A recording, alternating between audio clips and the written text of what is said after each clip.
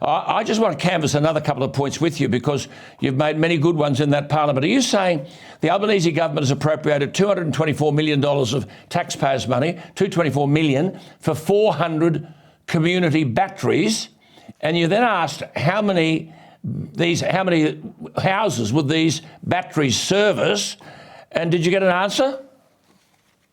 Yeah, so I did get an answer straight up, but there was an answer that came through later on, and it turns out that they'll service 400 communities each, so 250 by 400 works out at about 100,000 people. So 100,000, it's going to cost 224 million people to provide backup energy. I still haven't got an answer on the number of hours the batteries last for, but I suspect it's only a few hours at best, at a cost of $100 million. So if you were to put that across, extrapolate that across the entire 10 million households in Australia, you're looking at about $22 billion just to provide a few hours. Billion. Just coming back to our viewers, the point that Gerard's making is he has established that one of these batteries, and they're going to fund 400 of them, will only power 250 homes.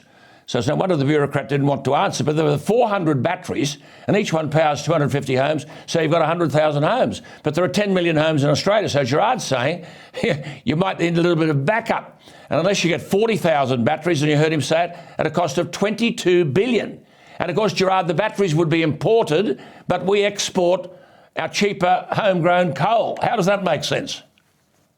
It doesn't make sense. And Alan, not too far from our hometowns is a place called Coburn Creek. There's 400 million tonnes of coal there in the ground. That is the best battery. It's right next to the power station, which is right next to the Southern Interconnector. As you well know, the great Sergio Bjorka-Peterson powered Queensland by putting coal-powered fire stations like Turong Energy on top of a coal bed, and they burnt it and they got cheap coal. And the only cost of the coal was the cost of production. That coal belongs to the people of Queensland. That is the cheapest, most effective coal. And if you want to go forward with nuclear, you've got Barracool State Forest off to the northeast of Chinchilla there, just between Chinchilla and Bundaberg. Stick a power station in there. It's the biggest state forest in the southern hemisphere. And we're not, you won't lose the seat of Maranoa anytime soon. And that'll put the fear out of, Labor won't be able to run a fear campaign as to where you put it, because I know the hard-working people of Maranoa aren't afraid of nuclear energy.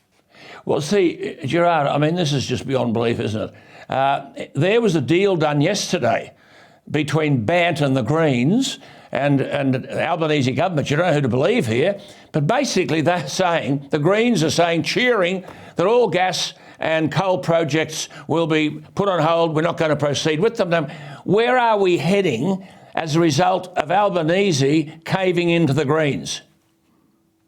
Well, we're going to head towards much higher energy prices and unreliable energy prices. That'll destroy industry, which will destroy jobs, which will destroy the country. It's that simple, Alan.